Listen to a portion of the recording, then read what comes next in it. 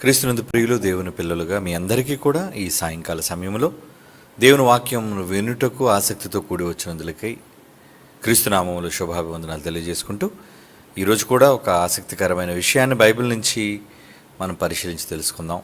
అదేంటంటే క్రైస్తవులకు లాభదాయకమైన పెట్టుబడులు.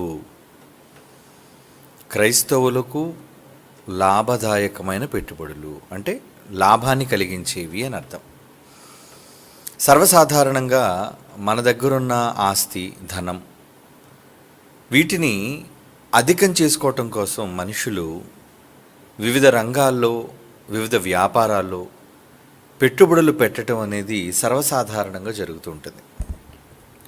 పెట్టుబడులు ఎందుకు పెడుతున్నారు? పెట్టుబడులు ₹1,00,000 పెట్టుబడి పెట్టారు అంటే దానివల్ల ఒక 10 లక్షల లాభం రావాలి.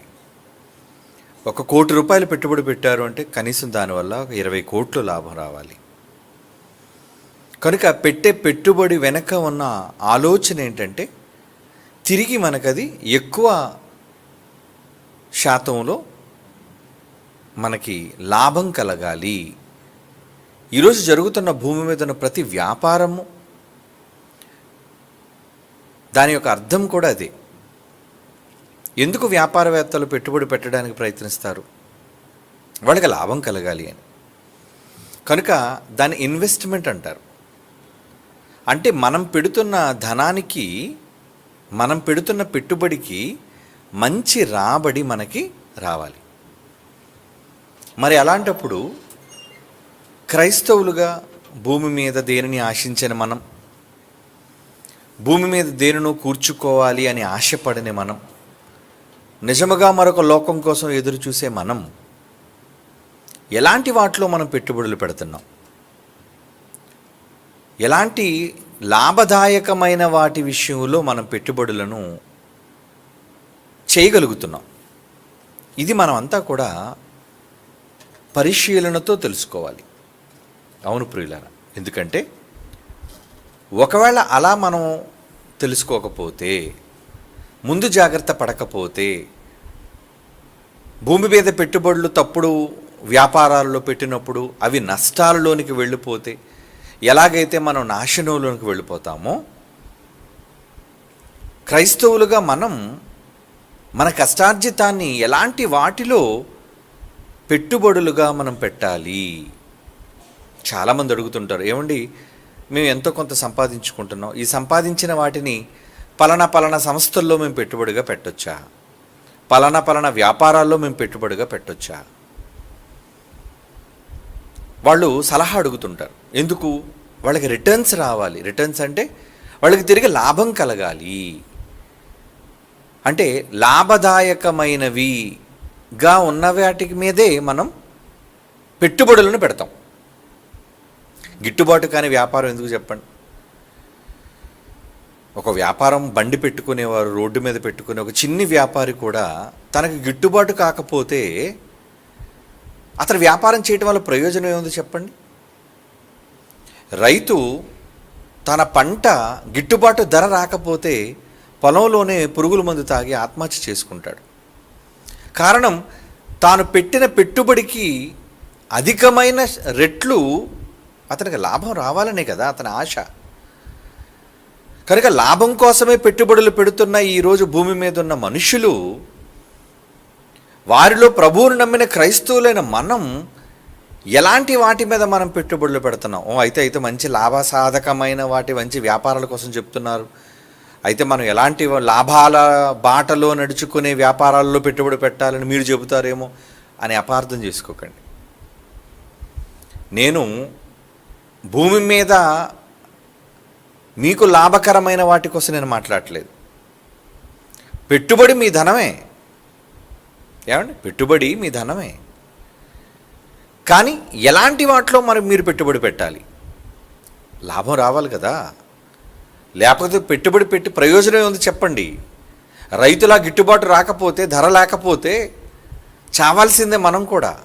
ఎందుకంటే చేపల చెరువుల మీద, రొయ్యల చెరువుల మీద పెట్టుబడి పెట్టి ఒక్కసారిగా తెగులు వ్యాపించినప్పుడు చెరువులోనున్న ఆ రొయ్య అంతా చచ్చిపోయింది అనుకోండి, కోట్ల మీద వ్యాపారం చేసే వాళ్ళకి కోట్లలో నష్టం. లక్షల మీద వ్యాపారం చేసే వాళ్ళకి లక్షల్లో నష్టం వస్తే లాభం కూడా లక్షల్లో ఉంటుంది, కానీ నష్టం వస్తే లక్షల్లోనే పోతుంది. కనుక పెట్టుబడి పెట్టేటప్పుడు ఏ వ్యాపార చేసుకునే వ్యక్తి అయినా ఎలాంటి వాటి మీద పెట్టుబడి పెడుతున్నాను అనేది అతడు ఆలోచిస్తాడు. అలాగే ఈరోజు ఎక్కువగా స్టాక్ మార్కెట్లు అంటారు. ప్రపంచంలోని మనుషులు ఆయా దేశాల్లో ఉన్నవారు పెట్టుబడులు పెడుతుంటారు. ఎలాంటి వాటి మీద తెలుసా అండి? షేర్స్ అంటుంటారు, డిబెంచర్స్ అంటుంటారు, ఏమండి అదే స్టాక్ మార్కెట్ అంటారు చూసారా. స్టాక్ మార్కెట్ ఈరోజు నష్టాల్లో ముగిసింది అని దీనికి సంబంధించిన ప్రత్యేక వార్తలు కూడా మీడియాలో చదువుతూ ఉంటారు. అంటే వాళ్ళు కొన్న షేర్స్ ఏవైతే ఉన్నాయో దానికి వాళ్ళకి లాభం కలగాలి. నష్టమైపోయింది అనుకోండి, వాళ్ళ పెట్టుబడి అంతా నిష్ప్రయోజనం. ఇది మనుషులు భూమి మీద తమకు లాభకరమైన వాటి కోసం చేసే పెట్టుబడులు. మరి క్రైస్తవులుగా మనం కూడా పెట్టుబడులు పెట్టాలంటే పెట్టాలి, ఖచ్చితంగా మనం పెట్టుబడులు పెట్టాలి. అయితే ఎలాంటి వాటి మీద మనం పెట్టుబడులు పెట్టగలుగుతున్నామో ఇది మనం చాలా జాగ్రత్తగా ఆలోచించాలి. దేని మీద పెడితే దాని మీద పెట్టుబడి పెట్టేస్తారా? ఏమంటే నష్టం కలిగించే వాటి మీద పెట్టుబడి పెడితే ఎలా? మీ ధనాన్ని తీసుకొచ్చి, మీ కష్టార్జితాన్ని తీసుకొచ్చి మీకు న్యాయం చేకూర్చినది, మీకు లాభం చేకూర్చినది అలాంటి వ్యాపారంలో మీరు పెడతారా? పెట్టరుగా. మీకు లాభం రావాలని కోరుకుంటారుగా. రావాలి అంటే ఎలాంటి వాటి మీద పెట్టుబడి పెట్టాలో ఈ పాఠం వింటే మీకు అర్థమవుతుంది. అయితే మనం పెట్టుబడి పెట్టేటప్పుడు కూడా, ధనాన్ని ఖర్చు చేసేటప్పుడు కూడా ఇలాంటి వాటి మీద మనం ఖర్చు చేయాలి. అవునండి, మనుషులందరూ లోక సంబంధమైన వాటి గురించి ఇన్వెస్ట్మెంట్లు చేస్తూ ఉంటారు. ఏమండి, ఒకరేమో ఎల్ఐసి పాలసీలు కడుతుంటారు, దానివల్ల వచ్చే లాభాల కోసం ఆలోచిస్తుంటారు. కొంతమంది స్టాక్ మార్కెట్లో పెట్టుబడులు పెడుతూ ఉంటారు, కొంతమంది వ్యాపారాల్లో పెట్టుబడి పెడుతూ ఉంటారు. అది లోక సంబంధమైన మనుషులు చేసేది. దేవుని నమ్ముకున్న ఆయన పిల్లలుగా మనం కూడా పెట్టుబడులు పెట్టాలి. ఎలాంటి వాటి మీద మనం పెట్టుబడులు పెట్టగలుగుతున్నాము అది మనం ఆలోచించాలి కదా. ఎందుకంటే బైబిల్లో దేవుడు రాయించాడు, మనకు అన్ని దేవుడు తెలియజేశాడు. తెలియజేసినప్పుడు వాటిని గూర్చి మనం తెలుసుకోకపోతే ఎలా? తెలుసుకోవాలి. అందుకు బైబిల్లో కొన్ని మాటలు మనం చదువుకొని ముందుకెళ్దాం. హెబ్రీయులకు రాసిన పత్రిక 10వ అధ్యాయం 35వ వచనం. హెబ్రీయులకు రాసిన పత్రిక 10వ అధ్యాయం 35వ వచనం. అక్కడ ఏమంటున్నాడు చూడండి. 10వ అధ్యాయం 35. కాబట్టి మీరు ధైర్యము విడిచిపెట్టకుడి, దానికి ప్రతిఫలముగా గొప్ప బహుమానము కలుగును. అంటే ముందు పెట్టుబడి పెట్టడానికి ఏం కావాలి? ధైర్యం కావాలి. ఏమంటే డబ్బులు పెట్టుబడి పెడుతున్నామంటే ధైర్యం ఉంటేనే కదా పెట్టాలి. కొంతమంది అంత ధైర్యంగా ధనాన్ని వెచ్చిస్తున్నారు అంటే, ఏమయ్యా ఇన్ని కోట్ల రూపాయలు అప్పు చేసి నువ్వు పెడుతున్నావు, నీకు లాభం వస్తుందంటే నాకు నమ్మకం ఉందండి, నేను లాభపడతాను అని. అలా లాభపడిన ఎంతోమంది వ్యాపారవేత్తలు ఉన్నారు ఈరోజు. ఒక సైకిల్ మీద వ్యాపారం ప్రారంభించి, ఏమంటే బట్టలు అమ్ముకునే వాళ్ళు ప్రారంభించి ఈరోజు పెద్ద పెద్ద షాపింగ్ మాల్స్ అయిన వాళ్ళు మన కళ్ళ ముందు లేరా? అవును, మనం ఈరోజు చూస్తున్న సిఎంఆర్ కానీ, లేదంటే చందన బ్రదర్స్ కానీ, బొమ్మన బ్రదర్స్ అని ఒక 10 ఏళ్ళు 15 ఏళ్ళ క్రితం వీళ్ళంతా ఉండేవాళ్ళు బ్రదర్స్. వాళ్ళ ప్రారంభం ఏంటంటే రాజమండ్రిలోనూ అక్కడ వాళ్ళు బళ్ళు మీద బట్టలు అమ్ముకునేవాళ్ళు.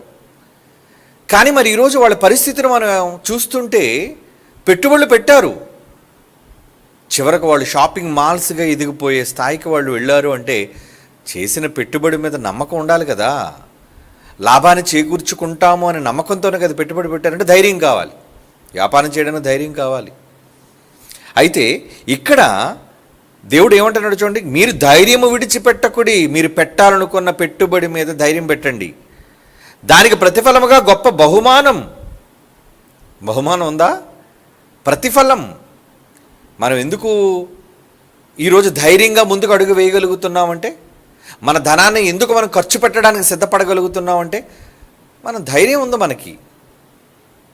కొన్ని సందర్భాల్లో పెట్టుబడులు పెట్టేటప్పుడు వ్యాపారవేత్తలు నష్టమైనా పర్లేదండి ఎదుర్కొంటాం, ఆ ధీమాగా ఉంటారు వాళ్ళు. అంటే వ్యాపారాల్లో లాభ నష్టాలు అనేది సర్వసాధారణం.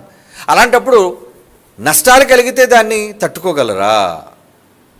కనుక దానికి ధైర్యంతో వాళ్ళు పెట్టుబడులు పెడుతూ ఉంటారు. అలాంటప్పుడు దేవుని విషయంలో దేవుని విషయంలో ఎలాంటి విషయంలో మనం పెట్టుబడులు, మనకు లాభకరమైన వాటిని గురించి మనం ఆలోచించుకుంటూ వెళ్ళాలి. ఏది మనకు లాభం, ఏది మనకు లాభం. ఏది మనకు లాభం చేకూర్చి పెడుతుంది, దేని మీద మనం పెట్టుబడి పెట్టాలి అన్నది మనం ఆలోచిస్తే బైబిల్లో కొన్ని మాటలు మనం చదువుదాం. ఏమండి? ప్రసంగి గ్రంథం 7వ అధ్యాయం 11వ వచనం చదువుదాం. ప్రసంగి గ్రంథం 7వ అధ్యాయం 11వ వచనం ఏమనుంది అక్కడ?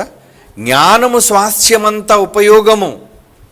జ్ఞానం అంటున్నాడు చూడండి. జ్ఞానమట ఏంటి? స్వాస్థ్యం అంటే ఆస్తి, సొత్తు అంటారు దాన్ని.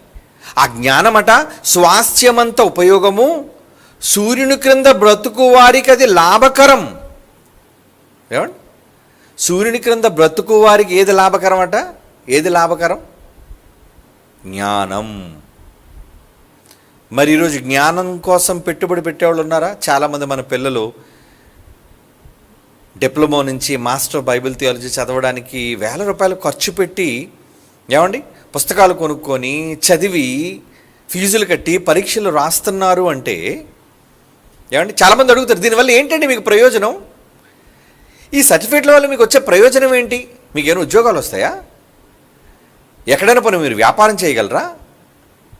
ఏమండి, ఒక ఎంబీఏ చేశారంటే మాస్టర్ ఆఫ్ బిజినెస్ అడ్మినిస్ట్రేషన్, ఆ పట్టభద్రులు రావడం వల్ల ఎలా వ్యాపారం చేయాలో నేర్పిస్తారు వాళ్ళు.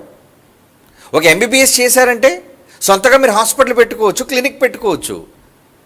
ఏమండి, ఒక ఇంజనీర్ మీరు చదివారు అంటే దానివల్ల మీరు నిర్మాణాలు సొంతగా మీరు వ్యాపారం చేసుకుని లాభాలు సంపాదించవచ్చు. బైబిల్ ఎందుకు చదువుతున్నారు? దీనివల్ల లాభం ఏంటి అనే ప్రశ్నించవచ్చు. కానీ దేవుడు ఇక్కడ ఏమంటున్నాడండి? ఒకరోజు జ్ఞానానికి పేరు ప్రఖ్యాతులు గడించిన సొలొమోను ద్వారా రాయిస్తున్న మాట, జ్ఞానము స్వాస్థ్యమంత ఉపయోగము, సూర్యుని క్రింద బ్రతుకు వారికి అది లాభకరం అంటున్నాడు చూడండి. లాభకరం. మరి ఇప్పుడు మీరు ఎటువంటి జ్ఞానాన్ని కోసం మీరు ఆశపడుతున్నారు? ఎందుకు వచ్చారు మీరు సాయంత్రం? ఆయన మాటలు వినడానికి. ఏముంది ఇందులో? జ్ఞానం. ఇది మీకు లాభకరం అంటే మీ సమయాన్ని పెట్టుబడిగా పెట్టి మీరు ఇక్కడికి వచ్చారు, అంతే కదా? ఎందుకు రావాలి? ఎన్ని పనులున్నా ఎందుకు ఇక్కడ మానుకొని వాటిని ఇక్కడికి రావాలి? దేవుని మాటలు వింటే మాకు అది లాభం. కనుక మీ ఆరోగ్యాన్ని, మీ సమయాన్ని రావడానికి మరి మీరు ధనాన్ని కూడా ఖర్చు చేశారా? కుటుంబాలుగా వచ్చిన వాళ్ళు ఆటో ఛార్జీలు కట్టుకోవాలి రావడానికి పోవడానికి, బళ్ళు మీద వచ్చిన వాళ్ళు పెట్రోల్ కొట్టించాలి, డీజిల్ కొట్టించాలి కార్ల మీద రావడానికి. ఇదంతా ఏంటి? పెట్టుబడి. పెట్టుబడి పెట్టుకొని మీరంతా కూడా దేవుని జ్ఞానాన్ని వినగలుగుతున్నారు అంటే మరి లాభదాయకంగా ఉండాలనే కదా, ప్రయోజనం ఉండాలనే కదా. ఇది పెట్టుబడి మీది, దేవుని జ్ఞానం కోసం పెడుతున్న పెట్టుబడి. మరి లాభం వస్తుందంటారా? వస్తుందని దేవుడు చెబుతున్నాడు. కీర్తనల గ్రంథం మరొక మంచి మాట చూద్దాం. కీర్తనల గ్రంథం 19వ అధ్యాయం 9, 10, 11 వచనాలండి. కీర్తనల గ్రంథం 19వ కీర్తన 9, 10, 11. యెహోవా యందు భయము పవిత్రమైనది, అది నిత్యము నిలుచును. యెహోవా న్యాయ విధులు సత్యమైనవి, అవి కేవలము న్యాయమైనవి, అవి బంగారు కంటెను. ఏంటంటే ఆయన మాటలు ఈరోజు మీరు వింటున్నారే, ఎవరి మాటలు ఇవి? యెహోవా న్యాయ విధులు, దేవుని చట్ట సంబంధమైన మాటలు. ఈ మాటలట నిత్యము ఉంటాయట, ఈ న్యాయవిధులు సత్యమైనవట, అవి కేవలము న్యాయమైనవి, అవి బంగారము కంటెను, విస్తారమైన మేలిమి కంటెను, మేలిమి బంగారము కంటెను కోరదగినవి. ఇక రుచి దగ్గరకు వస్తే తేనె కంటెను, జుంట తేనె ధారల కంటెను మధురమైనవి. వాటి వలన నీ సేవకుడు హెచ్చరికనందును, వాటిని గైకొనుట వలన గొప్ప లాభము కలుగును. లాభం కావాలా మీకు? ఏమండి, లాభం రావాలి అంటే ఎక్కడుందట లాభం? దేవుని మాటల్లో లాభం, ఆయన న్యాయ విధులు వినటంలో లాభం, ఆ మాటలు విని వాటి ప్రకారంగా చేయటంలో లాభం. ఎందులో లాభం అన్నాడు? వాటి వల్ల నీ సేవకుడు అంటే మీరందరూ, మనం అందరం, నీ సేవకుడు హెచ్చరికనందును, వాటిని గైకొనుట వలన, విన్న మాటల ప్రకారంగా మీరు మంచి విషయాల మీద పెట్టుబడి పెడితే, మీ కష్టార్జితాన్ని పెట్టుబడిగా మీరు పెట్టగలిగితే, వాటిని చెయ్యాలి. గైకొనుట వలన గొప్ప లాభం అంటాడు చూడండి. మామూలు లాభం కూడా కాదన్నాడు, గొప్ప లాభం. మన కళ్ళ ముందే కొంతమంది ముందు సైకిల్ మీద ప్రారంభమవుతుంది వాళ్ళ జీవితం. కళ్ళ ముందు 2 వీలర్ కొంటాడు, ఆ తర్వాత కారు కొంటాడు, ఆ తర్వాత ఈ స్థలం కొంటాడు, ఆ తర్వాత ఇల్లు కొంటాడు. ఏమండి, వాళ్ళ భార్య మెడ నిండా నగలు, ఏమండి, వాడి చేతుల నిండా బంగారపు ఉంగరాలు. ఇవన్నీ చూసి ఏమనుకుంటాం? వ్యాపారం బాగా సాగుతున్నట్టుందండి, బాగా లాభాలు గడిస్తున్నట్టున్నాడండి, ఓ అన్నీ కొంటున్నాడు, లాభదాయకం.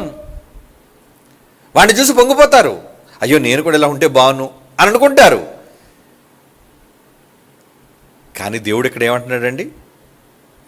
వేటిని గైకోవాలంటున్నాడండి? వాటి వల్ల నీ సేవకుడు హెచ్చరికనందును, వాటిని గైకొనటం వలన గొప్ప లాభమునందును. లాభం కావాలి అంటే ఆయన మాటలు వినాలి, విన్న మాటల ప్రకారంగా చెయ్యాలి.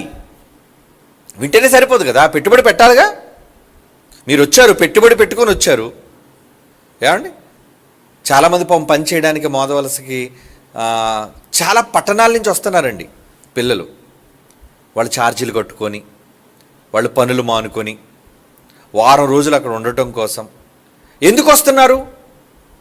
ఏమంటే ఆ వారం రోజులు, సెలవు రోజులు ఇంటి దగ్గర ఉంటే ఎన్నో పనులు మనకు జరుగుతాయి. కానీ వాళ్ళు చేయడానికి ఎందుకు సిద్ధపడుతున్నారు? లాభం రావాలి కదా. ఏ లాభం? వాళ్ళు భూ సంబంధమైన లాభాల కోసం వాళ్ళు పెట్టుబడులు పెట్టడం లేదు, వాళ్ళ ఇన్వెస్ట్మెంట్.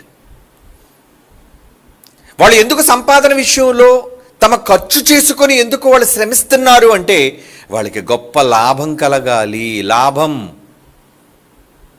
గొప్ప లాభం అంటే గైకొనటం వల్లే వస్తుంది అంటున్నాడు. అందుకే ఏమండి, ఇంకో మంచి మాట చదువుదామా బైబిల్లో?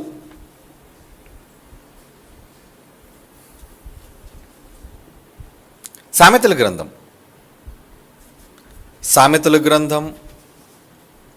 4:7 సామెతల గ్రంథం 4:7 జ్ఞానమును సంపాదించుకున్నటే ఏ జ్ఞానమునకు ముఖ్యాంశము. జ్ఞానాన్ని సంపాదించుకోండి, దేవుని మాటలను సంపాదన అంటాడు. చూడండి, ఆయన మాటలు సంపాదన. ఏమండి, జ్ఞానమును సంపాదించుకున్నది. సంపాదన అంటే ఆస్తి, ధనము. ఆయన మాటల ధనమా? అవును, దేవుని మాటలే ధనం. కానీ ఈరోజు ధనం అనగానే లోకానికి అర్థమవుతుంది ఏంటి?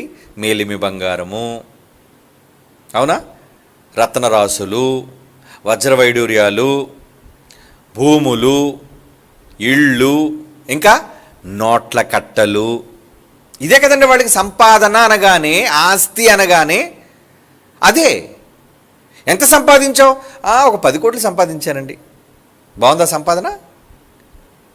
ఆస్తి సంపాదించానండి. కానీ అవన్నీ కూడా భూమి మీద విడిచిపెట్టి వెళ్ళిపోవాలి. మనకు ముందు చనిపోయిన వాళ్ళందరూ వాటిని సంపాదించి విడిచిపెట్టి వెళ్ళిపోయారు. ఇది నిజం, మనందరికీ తెలిసిన నిజం. కనుక విడిచి వెళ్ళిపోయే సంపాదన మనకొద్దు. మనకు ఉపయోగపడిన సంపాదన ఎందుకండి? మనకు ప్రయోజనకరము కానీ సంపాదన మనకు ఎందుకు చెప్పండి? కనుక మనకు ఉపయోగకరమైన వాటిలోనే పెట్టుబడి పెట్టాలి. చాలామంది స్టాక్ మార్కెట్లో పెట్టుబడి పెట్టగానే కుప్పకూలిపోతుంటాయి. అవి కుప్పకూలిపోగానే వీళ్ళ డబ్బు కూడా తిరిగి రాదండి, వెనక్కి నష్టపోతారు. 100 రూపాయలు పెట్టి కొన్నది 10 రూపాయలకి చెల్లుబాటు అవుతుంది అనుకోండి. ఏమండి, 100 రూపాయలు పెట్టుకుంటే నీకు తిరిగి వచ్చేది 10 రూపాయల, అంటే నువ్వే తిరిగి 90 రూపాయలు 100లో నష్టపోయావు. అలాంటి నష్టమే భూ సంబంధమైన వ్యాపారాలు, సంపాదనల్లో మనుషులు ఎదుర్కోబోయేది నష్టం, నష్టం, నష్టం. కానీ ఇక్కడ చెబుతుంది నాయన, వాటి మీద కాదు మీరు పెట్టుబడి పెట్టడం. ఇదిగో నేను చెబుతున్నాను, మీకు వేటి మీద పెట్టుబడి పెట్టాలో నేను చెబుతున్నాను, రాయిస్తున్నాను. క్రైస్తవులుగా మీరందరూ నా పిల్లలుగా ఫలానా వాటి మీదే పెట్టుబడి పెట్టండి. భారతీయ జనతా పార్టీ మీద ఆరోపణలు వచ్చాయి ఎలక్షన్స్ అయిపోయిన తర్వాత. ఏమండి పలానా అంబానీ, అదానీ వాళ్ళ దాని మీద పెట్టుబడులు పెట్టమని డైరెక్ట్గా ఒక పక్క ఫైనాన్షియల్ మినిస్టర్, అలాగే ప్రధానమంత్రి వీళ్ళు టీవీ ఇంటర్వ్యూలో చెప్పారు. అంటే ఆ రాత్రికి రాత్రి మీకు కోట్ల రూపాయలు రాబోతున్నాయి, వీటి మీద పెట్టుబడి పెట్టండి అని. అది పెద్ద స్కామ్ అని మొత్తం ఛానల్స్ అన్నీ కోడే కూసాయి. అది మనకు తెలుసు. అంటే ఎవరికో లాభాలు చేకూర్చాలని పెట్టుబడులు పెట్టమని వాళ్ళే చెప్పి వాళ్ళకి లాభాలు చేకూర్చారు. అలాంటి టైముల్లో వ్యాపారంలో పెట్టుబడి పెట్టారటండి మన చంద్రబాబు గారు కూడా, ఆయన భార్య సతీమణి. ఆమె కూడా ఆ సంస్థలో అంబానీ అదానీ సంస్థల్లో పెట్టుబడి పెట్టి పెట్టిన దానికి 100 రెట్ల ప్రతిఫలం వచ్చేసింది, కోట్లు వచ్చేసాయి. ఒప్పుకున్నారు వాళ్ళు. ఎందుకంటే అవునండి లాభాలు వచ్చాయి. అంటే పెట్టిన పెట్టుబడికి ఎదురు రాబడి రావాలి అని ప్రతి మనిషి ఆలోచిస్తాడు. కానీ భూమి మీద పెట్టే పెట్టుబడులన్నీ మట్టిలోనికి పోయేవి, నిలబడనివి, మీ చేతికి దక్కనివి. కానీ ఇక్కడ దేవుడు ఏమన్నాడండి, మీ చేతికి దక్కాలి కదా, మీరు సంపాదించుకోవాలి కదా, మీరు పెట్టిన దానికి మీకు 100 రెట్లు రావాలి కదా, అలాంటి వాటి మీద పెట్టుబడి పెట్టండి. నష్టపోయే దాని మీద ఎందుకు పెట్టుబడులు పెడుతున్నారు మీరు? నష్టపోయే వ్యాపారం మీద పెట్టుబడులు పెడతారా? ఈ మధ్యన ప్లాస్టిక్ కవర్లన్నీ నిషేధించేశారు, మీకు తెలుసు కదండి. దేశం కాదు ప్రపంచం అంతా కూడా ప్లాస్టిక్ అనేది నిషేధం, అవునా కదా? ప్లాస్టిక్ వాడకూడదు, వాడితే ఫైన్. ప్లాస్టిక్ సంచులు కానీ ప్లాస్టిక్ తయారీలు కానీ ఉండడానికి వీల్లేదు. ఇలాంటి సమయాల్లో నిషేధం ప్రభుత్వం విధించిన సమయాల్లో మీరు 10 కోట్లు పెట్టి ప్లాస్టిక్ సంచుల తయారీకి మీరు పెట్టుబడి పెడతారా? ఏమండి, ప్రభుత్వం నిషేధించిన దాన్ని మీరు ఇప్పుడు పెట్టుబడి పెట్టి ఏమంటే 10 కోట్లతో ఒక పెద్ద ప్లాస్టిక్ ఫ్యాక్టరీని పెడదాం అనుకుంటున్నానండి. అది ప్లాస్టిక్ కవర్లు తయారు చేయడానికంటే మిమ్మల్ని చూసి ఏమనుకుంటుంది, మిగతా వ్యాపారవేత్తలు ఏమనుకుంటారు, ఒరే నీకు బుద్ధి ఉందా, ప్రభుత్వమే దాన్ని బ్యాన్ చేసింది, ఈ టైంలో నువ్వు ఎంత పెట్టుబడి పెట్టి వాటిని నువ్వు తయారు చేయటం వల్ల దాన్ని కొనేది ఎవరు? డిస్ట్రిబ్యూటర్లు ఉండరు, ప్రజలు దానివల్ల ప్రయోజనం లేదు, అందరూ రిజెక్ట్ చేస్తారు దాన్ని. అప్పుడు నువ్వు పెట్టిన పెట్టుబడిలో రూపాయి కూడా నీకు తిరిగి రాదు, మొత్తం నష్టపోతావు. కనుక పెట్టుబడి పెట్టేటప్పుడు ఏది లాభకరం ఆలోచించే కదా పెట్టుబడి పెడతారు, లాభం రావాలని కదా. మరి అలాంటప్పుడు భూమి మీద ఉన్న క్రైస్తవులుగా దేవుని జ్ఞానాన్ని తెలుసుకుని మీరు లోక సంబంధమైన వారిలాగే వాటి మీద వ్యాపారాలు పెడుతున్నారా, పెట్టుబడులు పెడుతున్నారా? పెట్టుబడి పెడితే వాళ్ళకి మీకు ఇంక తేడా ఏముంది? లాభకరమైనది, లాభదాయకమైనది వాటిలో మీరు పెట్టుబడులు పెట్టండి. ఎందుకంటే వాళ్ళు సంపాదించి పెట్టుబడులు పెట్టి అన్ని వదిలిపెట్టి పోతారు వాళ్ళు. మీరు అలా పోకూడదు. మీ ప్రతి రూపాయి మీకు రావాలి, 100 రెట్లుగా మీకు తిరిగి రావాలి అంటే మీరు జ్ఞానం మీద పెట్టుబడి పెట్టండి, జ్ఞానం నేర్చుకోవడానికి పెట్టుబడి పెట్టండి, విన్న మాటల ప్రకారంగా చేయడానికి మీరు పెట్టుబడి పెట్టండి. అప్పుడు గొప్ప లాభం మీకు కలుగుతుంది అని దేవుడే అభయం ఇచ్చాడు మీకు. లాభం నాయన, పెట్టుబడి పెట్టండి పర్లేదు, లాభం. జ్ఞానం మీద పెట్టుబడి పెట్టండి అయ్యా, మాటల మీద పెట్టుబడి పెట్టండి అయ్యా, మీకు లాభము. ఏమండి నేనన్నా బైబిల్ చెప్పిందా? గొప్ప లాభము కలుగును. మరి ఇలాంటి వాటిని గురించి మనం ఎందుకు ఆలోచించలేకపోతున్నాం? ఏమండి, మత్తయి సువార్త 13:44 ఒక ఉపమానాన్ని చెబుతూ ఏమంటున్నాడు చూడండి. మత్తయి సువార్త 13:44 పరలోక రాజ్యము పొలములో దాచబడిన ధనమును పోలి ఉన్నది. ఒక మనుష్యుడు దాన్ని కొనుగొని దాచిపెట్టి అది దొరికిన సంతోషంను వెళ్ళి తన కలిగినదంతయు అమ్మి ఆ పొలమును కొనేను. ఏమండి, ఒక పొలం కనబడింది. ఆ పొలం దాని ఖరీదు ఎంత? 2 కోట్లు అనుకుందాం. పొలం ఖరీదు 2 కోట్లు. ఏమండి, కానీ ఆ పొలంలో గుప్త నిధులు ఉన్నాయి. అది ఎంత ఖరీదు అనుకున్నారు? 100 కోట్లు అనుకోండి, మీకు అర్థమవడానికి చెప్తున్నాను. ఆ పొలం లోపల 100 కోట్ల నిధులు ఉన్నాయి అని మీకు తెలిసినప్పుడు బయటికి ఎవరికి తెలియదు, మీకు మాత్రమే తెలుసు. పొలం మీద బోర్డు పెట్టాడు ఎవడైనా, ఈ పొలం కేవలం 2 కోట్లు మాత్రమే ఎవరైనా కొనుక్కోవచ్చు, ఈ స్థలం అమ్మకమునకు కలదని. ఈ విషయం మీకు తెలిస్తే మీరేం చేస్తారు? మీ దగ్గర నిజంగా అంత డబ్బు లేకపోయినా అప్పు చేసైనా, 1 కోటి రూపాయలు మన దగ్గర ఉంటే మరొక 1 కోటి రూపాయలు అప్పు చేసైనా 2 కోట్లు పెట్టి ముందైన పొలాన్ని నేను కొనేయాలి. ఎందుకంటే లోపల 100 కోట్ల ఖరీదైన నిధి ఉంది. అంటే కొంటే మీకు లాభం. అంటే దేని మీద పెట్టుబడి పెడుతున్నారు ఇప్పుడు? అప్పు చేసి మీ దగ్గర ఉన్న 1 కోటి రూపాయలతో మరొక 1 కోటి రూపాయలు అప్పు చేసి 2 కోట్లు పెట్టుబడిగా పెడుతున్నారు. అంటే మీకు తిరిగి దాని మీద రాబోయే లాభం ఎంత? 100 కోట్లు 2 కోట్లు తీసేయండి, 98 కోట్లు మీకు లాభం. అంటే బాగుందా? లాభదాయకమా కాదా? గిట్టుబాటు అయిందా లేదా? గిట్టుబాటు ఏంటండి, రూపాయికి 10 రూపాయలు వస్తున్న సంతోషం, అలాంటిది 2 కోట్లకు 98 కోట్లు వస్తున్నాయంటే ఎంత ఎక్కువ లాభం. అలా లాభసాటిగా ఉండాలి మన ఆలోచన. అందుకే యేసుప్రభు చెప్తున్నాడు, ఇలాంటి లాభమైన వాటి మీద ఇన్వెస్ట్మెంట్ చేయండి, పెట్టుబడులు పెట్టండి. ఎక్కడైతే దేవుని యొక్క పరలోక రాజ్యము అంటే రూపకాలంగారంగా చెప్తున్నాడు ఏంటంటే, పరలోక రాజ్యము పొలములో దాచబడిన ధనమట. పరలోకం అట పొలంలో దాచిపడిందట. అప్పుడు మీరేం చేయాలి? ఓ పరలోకం ఇందులో ఉందా, ఈ పొలంలో ఉందా, అయితే మరి ఇంకే ఆ పొలాన్ని కొనేస్తాను. కొనేస్తే అప్పుడు నీకు ఏం దక్కుతుంది? పరలోకం. అంటే పరలోకం కోసం ఎంతైనా పెట్టుబడి పెట్టొచ్చా? పెట్టమనే చెప్తున్నాడు. ఈ ఈ ఈ ఈ చెప్పిన ఉపమానం తాలూకు అర్థం ఏంటో తెలుసా? నాన్న, పరలోకం కోసం మీరు ఎంతైనా వెనక ముందు ఆలోచించకుండా పెట్టుబడి పెట్టండి. మరి పరలోకం కోసం పెట్టుబడి పెడుతున్నాం మనమా? ఏదో ఇలాంటి మాటలు విన్నప్పుడు పెట్టుబడి పెట్టాలి అనిపిస్తుంది, కానీ పెట్టేసరికి వచ్చేసరికి మాత్రం ఎందుకో చెయ్యనక లాగేస్తుంది మళ్ళా. అవునా కదా? అందరూ ఇచ్చేస్తున్నారట. ఏది మొదటి శతాబ్దంలో అవసరాల కోసం స్థలాలు, పొలాలు, చరస్థిరాస్తులు అమ్మేసి ఇచ్చేస్తుంటే అననీ సప్పేర కూడా ఇచ్చేయాలని మనసు వచ్చేసింది. ఇచ్చేద్దాం, మనం కూడా ఇచ్చేద్దాం, మనకుంది కదా పొలం, అమ్మేద్దామని అమ్మేశారు. పొలం అమ్మేసరికి మంచి రేటు వచ్చేసింది. ఏమండి, ఏదోలో ఎప్పుడో పనికిరాంది ఏదో పొలం అందరూ ఇస్తున్నాడు, మనం ఎందుకు ఇవ్వలేదు అనిపించుకోవడం, మనం కూడా ఇచ్చేద్దాలి. అది అంతా కలుపుకుంటే 5 లక్షలు కూడా రాదు, అమ్మేద్దాలు అనేసరికి 50 లక్షలు వచ్చింది రేటు దానికి. ఇదేంటి 5 లక్షలు వేసుకుంటే 50 లక్షలు వచ్చేసింది, ఇప్పుడు పొలం అమ్మిన డబ్బు అంతా 50 లక్షలు మనం ఎలాగ ఇచ్చేస్తాం అని సప్పేర చెప్పింది. అననీతో, ఏమండి ఇది ఏమైనా బాగుందా, పొలం అమ్మేసిద్దాం అనుకున్నాం కానీ చాలా లాభం వచ్చేసింది, మరి ఏం చేద్దాం, సర్లే నొక్కేద్దాం కొంత. అప్పుడు ఏం చేశారు వాళ్ళు? కొంత దాచిపెట్టి కొంత ఇచ్చేశారు. కానీ దానివల్ల ఏం ప్రయోజనం అయింది వాళ్ళకి? చచ్చిపోయారు, ఇద్దరు చచ్చిపోయారు. పొలం అక్కడే ఉంది, ఏమండి, తెచ్చిన డబ్బు అక్కడే ఉంది, వీళ్ళు లేకుండా పోయారు. అంటే సరైన పెట్టుబడి, పరలోకం కోసం పెట్టుబడి పెట్టుకోవాల్సింది పోయి చచ్చిపోయారు వీళ్ళు లాభాన్ని ఆశించి. కనుక మనం ఎలాంటి వాటి మీద పెట్టుబడి పెట్టాలి? పరలోక రాజ్యం ఎక్కడ దొరుకుతుంది, ఎలాంటి విషయాల్లో పరలోకాన్ని మనం సంపాదించుకోగలం, ఎలాంటి దగ్గర మనకు ప్రతిఫలం 100 రెట్లు వస్తుంది అని ఆలోచించి అక్కడ పెట్టుబడి పెట్టాలి. ఏమండి, పొలంలో నేను విత్తనం వేస్తే అది వెంటనే మొలకెత్తుతుంది అన్నప్పుడు కదా మీరు అక్కడ మొక్క నాటాలి, విత్తనం నాటాలి. అదేమీ లేకుండా, ఏమండి, చుట్టూ బండరాళ్ళ దగ్గర మీరు వెళ్ళి మొక్క వేసారనుకోండి, ఏం లెగుస్తుంది? అది లేకదు. అంటే మీరు వేసే విత్తనం, మీరు చేసే పని, మీరు పెట్టే పెట్టుబడి మీకు లాభదాయకంగా ఉండాలంటే తెలివిగా ఆలోచించి పెట్టాలి. దేని మీద పెడితే మనకి ఎక్కువ గిట్టుబాటు, ఎక్కువ లాభం వస్తుంది.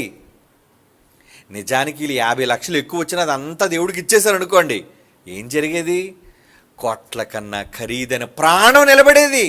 అవునా చెప్పండి? లోకమంతా సంపాదించుకొని ప్రాణం లేకపోతే ప్రయోజనం ఏంట్రా అన్నాడు యేసుప్రభు.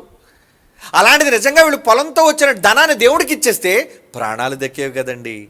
ప్రాణాలు దక్కడంతో పాటు పరలోక రాజ్యం కూడా వాళ్ళకి దక్కేది. ఎందుకంటే అయ్యో, పొలాన్ని వాళ్ళు దాచుకోకుండా అమ్మేసి డబ్బంతా ఇచ్చేశారు. ఎంత మంచి భక్తులండి, భార్యాభర్తలు ఇద్దరు ఆదర్శ దంపతులండి. అటు పరలోకాన్ని పొందుండేవాళ్ళు, ఏమండి, ఇటు జీవితాన్ని పొందుండేవాళ్ళు ప్రాణం పోకుండా. ఇవన్నీ పోగొట్టుకొని నష్టపోయి చివరికి నరకానికి పోయారు వాళ్ళిద్దరూ. అంటే తప్పుడు నిర్ణయం. అంటే మనం కూడా దేవుని పని దగ్గరకు వచ్చేసరికి ఆలోచించకూడదు. దేవుని పని దగ్గరకు వచ్చేసరికి చాలామంది ఆలోచిస్తుంటారు, చెయ్యాలా వద్దా, చెయ్యాలా వద్దా, ఇద్దామా వద్దా, ఇంత అవసరమా, ఉన్నారు కదా మిగతా వాళ్ళు ఇస్తారులే. నో, సరైన సమయంలో సరైన పెట్టుబడి పెట్టే టైం దొరికినప్పుడు వెంటనే మీరు పెట్టుబడి పెట్టాలి, లేదా ఈ డబ్బు మిగలదు మీకు.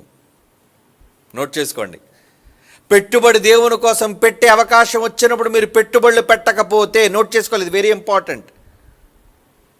దేవుని కోసం పెట్టుబడి పెట్టాల్సిన సమయంలో పెట్టుబడి పెట్టకపోతే, ఆ ఛాన్స్ మిస్ అయిపోతే ఇంకా మరలా ఎప్పుడు ఛాన్స్ వస్తుందో తెలీదు. నిజంగా దానివల్ల ఎక్కువగా వచ్చే లాభాలు మీరు నష్టపోతారు, ఆ లాభాలు పొందకుండా.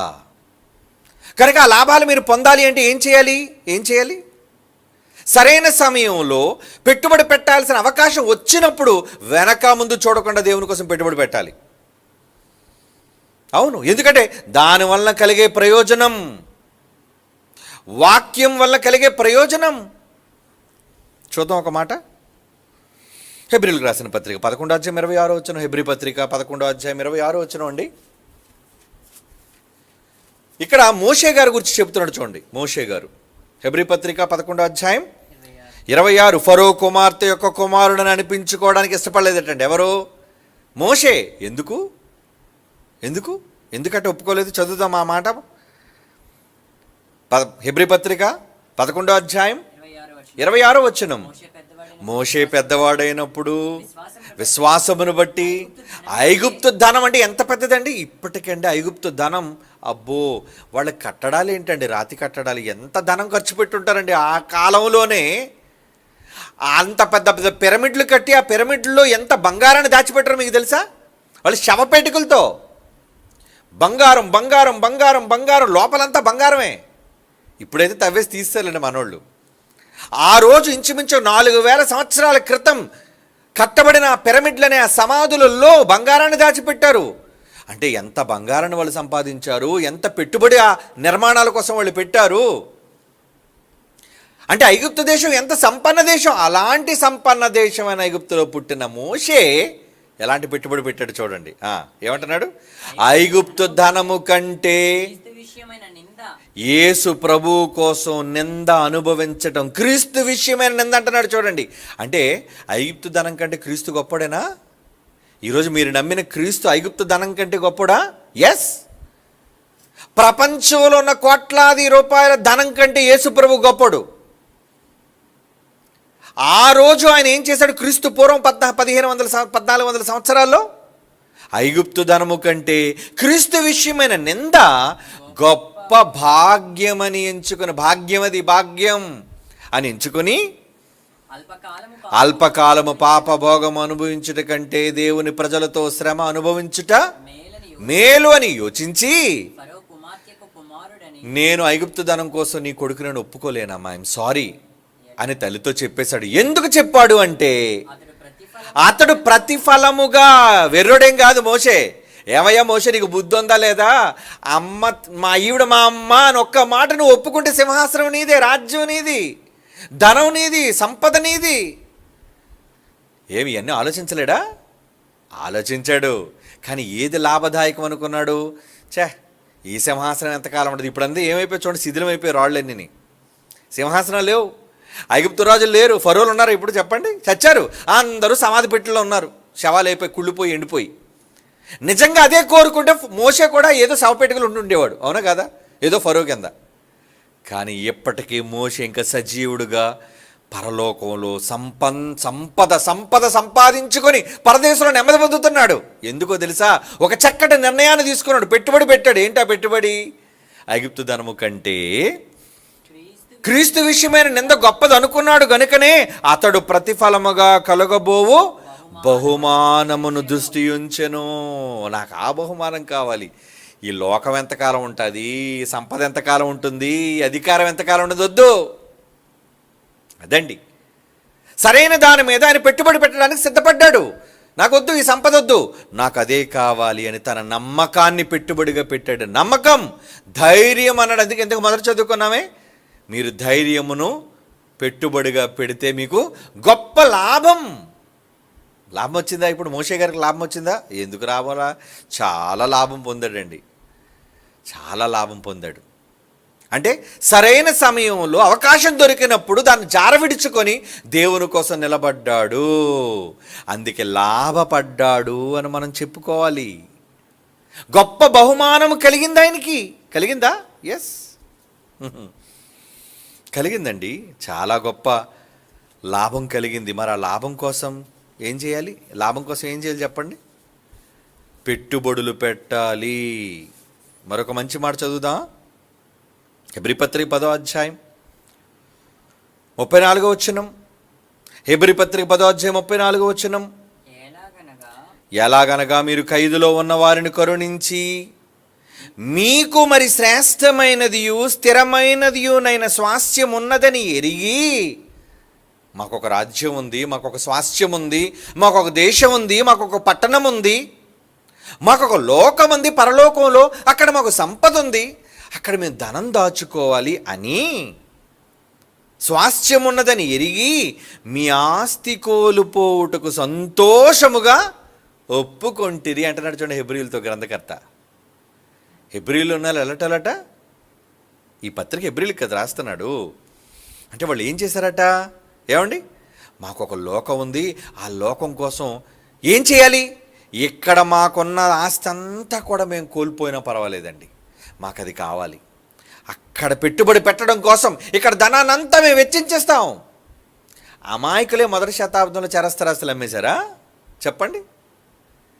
ఎవరైనా భూములు కలిగిన వాళ్ళు, కదిలే పదార్థాలు కలిగిన వాళ్ళు, కదిలే బళ్ళు కలిగిన వాళ్ళు, నిర్మాణాలు కలిగిన వాళ్ళు ఏం చేశారంటే మొదటి శతాబ్దంలో చాలాసార్లు మనం చదువుకున్నాం, తమకు కలిగిన చరస్థిరాస్తులను అమ్మి అపోస్తలుల యొక్క పాదముల దగ్గర పెట్టారటండి. వాళ్ళంతా ఎందుకు పెట్టారు? పిచ్చోళ్ళ పెట్టుబడి. ఇదిగోండి నాకు ఒక పొలం ఉందండి, పొలం అమ్మేసి తెచ్చానండి డబ్బు అంతా. ఎందుకు? పిచ్చోడా, నీకేం బుద్ధి ఉందా? ఉన్న పొలాన్ని అమ్మేసుకుంటావు నువ్వు? అవునండి, ఇల్లు ఉంది కదండి నాకు, ఆ ఇల్లు చాలదా? చాలు, నేను ఉండడానికి ఇల్లు చాలు, అదనంగా పొలం ఉంది. ఓరే పిచ్చోడా, నువ్వేంట్రా ఇల్లు ఉంటుండగా పొలం అమ్మేసుకుంటున్నావు? భూలోకంలో ఉన్న వాళ్ళందరూ కూడా పొలాల మీద పొలాలు కొంటుంటే నువ్వేంట్రా ఉన్న పొలాన్ని కూడా అమ్మేసుకున్నావు అని లోకానికి హాస్యాస్పదంగా కనబడినా వాడు అలా చేసేవాడు తెలివైన వాడు, సరైన పెట్టుబడి పెట్టేవాడు. అందుకే ఏం చేశాడు? అమ్మేసి తీసుకొచ్చి అపోస్తుల దగ్గర పెట్టాడట. అపోస్తులారా, ఇదిగో దేవుని సేవ కోసం ఇది వాడండి. పెట్టుబడి. అందులో బర్నబా ఎలా అంటాడట? మిగులు భూములు గలవాడట, హెచ్చరిక పుత్రుడు అని అతనికి ఎందుకు అవార్డు వచ్చింది? ఎక్కువ భూస్వామి అన్నమాట అతడట. తన కలిగిన భూములన్నిటినీ అమ్మేసి, అంటే ఆ రోజుల్లో ఎంత డబ్బు వచ్చిందో దాని వెల అపోస్తుల పాదాల దగ్గర పెట్టాడు. ఇదిగో తీసుకోండి అపోస్తులు, ఖర్చు పెట్టండి దేవుని కోసం. అపోస్తుల గారు 4:37 ఉందండి. అపోస్తుల గారు 4:37 తనకు భూములన్నిటినీ అమ్మి తెచ్చి పెట్టాడట. అసలు ఇప్పుడు భూమి దొరికితే ఎంత విలువైందండి? అన్నీ అమ్మేసుకునైనా పొలం కొనేస్తాం ముందు మనం, భూములు కొనేస్తాం ముందు మనం. ఎందుకంటే భూములు కావాలండి. రాత్రి పగలు దాన్ని కాచుకొని నువ్వు తిరగలవా? అక్కడేమో మంచం వేసుకొని నువ్వు పడుకోగలవా? చెప్పుకోవడానికి అమ్మాయి నాకు భూమి ఉందండి, నాకు భూమి ఉందండి, చచ్చిపోతే అందులో తీసుకెళ్ళి పాతేస్తానండి నిన్ను, అంతేనా? అంతే. నీకేం ప్రయోజనం? లేదా నీకు అవసరం వస్తే అమ్మేసుకోవడానికి, అవునా? అవును, నీకు రోగం వస్తే అమ్మేసుకొని ఆ పొలం అమ్మేసి నీ రోగం తీసుకోవచ్చు, మాన్పుకోవచ్చు. కానీ ఆ పొలాన్ని అమ్మి దేవుడి కోసం ఇస్తే లాభదాయకమైన పెట్టుబడిది. మరి అలాంటి వాటి కోసం పెట్టుబడులు పెడుతున్నారా మీరు? యేసుప్రభు చెప్పిన మాటలు ఈ ప్రపంచానికి పిచ్చి మాటలు అనిపించాయండి. ఏమని?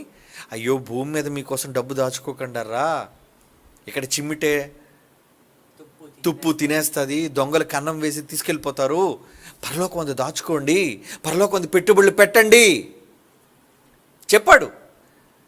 పరలోకం అందు పెట్టుబడులు పెట్టండి, పరలోకాన్ని సంపాదించుకోండి. ఎలా? భూమి మీద ఉన్న మీకున్న దానిని ఖర్చు పెట్టి, భూమి మీద మీకున్న ధనాన్ని ఖర్చు పెట్టి. ఎవరి కోసం ఖర్చు పెట్టాలి? దేనికోసం? ఏది పడితే దానికోసం ఖర్చు పెట్టకండి. దేవుని కొరకై ఉండాలి, పని కొరకై ఉండాలి, సేవ కొరకై ఉండాలి, అది పరలోకం కొరకై ఉండాలి. అప్పుడు ఆ ధనం మీకోసం కూర్చబడుతుంది. మరి అలాంటి వాటి కోసం ఈరోజు మనం పెట్టుబడులు పెట్టగలుగుతున్నామా? లేదండి, లేదు. మనకున్న దానిలోంచి ఇస్తున్నాం అంతే. ఈరోజు ఏమైనా మనకి ఉన్న దానిలో పూర్తిగా మానుకొని ఏదైనా మనం ఇచ్చేస్తున్నామా? మొదటి శతాబ్దపు క్రైస్తవ్యం ఉండదు. తమకున్నదంతా ఇచ్చేశారు వాళ్ళు, ఉన్నదంతా. ఎందుకోసం? పెట్టుబడి. అలా పెట్టుబడి పెట్టి చచ్చిపోయారు వాళ్ళంతా. ఇప్పుడు వాళ్ళంతా ఎక్కడున్నారో తెలుసా అండి? 100 రెట్లు ఫలాన్ని పొంది పరదేశంలో వెయిటింగ్లో ఉన్నారు. ప్యారడైజ్లో బోల్డ్ డబ్బు పెట్టామండి, అక్కడ మహల్ తయారవుతుంది మా కోసం. చనిపోయిన తర్వాత ఆ లోకంలో దేవుడితో పాటు సదాకాలం జీవించడానికి మా కొరకు మహానిర్మాణం, మా పెట్టుబడి.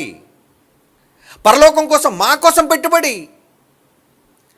మరి అలాంటి పెట్టుబడి కోసం ఈ తరంలో మనం ఏం చేయగలుగుతున్నాం? ఏం పెట్టుబడులు పెడతానని చెప్పండి? మనం కూడా లోకస్తుల్లాగే షేర్ మార్కెట్లలోనూ, స్టాక్ మార్కెట్లలోనూ, అవునా, ఎల్ఐసీల కోసం, అవునా, ఫిక్స్డ్ డిపాజిట్ల కోసం కట్టేసుకున్నారా? చాలామంది కట్టేసుకున్నారు. ఎఫ్డీలు కట్టేసుకున్నారు, బాండ్స్ కట్టేసుకున్నారు, డబ్బులు దాచేసుకున్నారు. దానివల్ల భూమి మీద బ్రతుకున్న 60-70 సంవత్సరాలు మీకు కాస్త ప్రయోజనకరమేమో, కానీ చనిపోయిన తర్వాత ప్రయోజనం ఏమీ లేదది. నన్ను అడిగితే మీరేం చేస్తారు? చిల్లు సంచిలో పోసినట్టు మీరేం చేశారు? చిల్లు సంచిలో పోసారు మీ కష్టం అంతా. మరి లాభం రావాలంటే ఎక్కడ లాభదాయకం? ఏ వ్యాపారం లాభం? ఏమండి ఇప్పుడు ఈ మధ్యనండి చేపల వ్యాపారం భలే జరుగుతుందండి అన్నప్పుడు పెట్టండి, చేపల మీద వ్యాపారం పెట్టండి.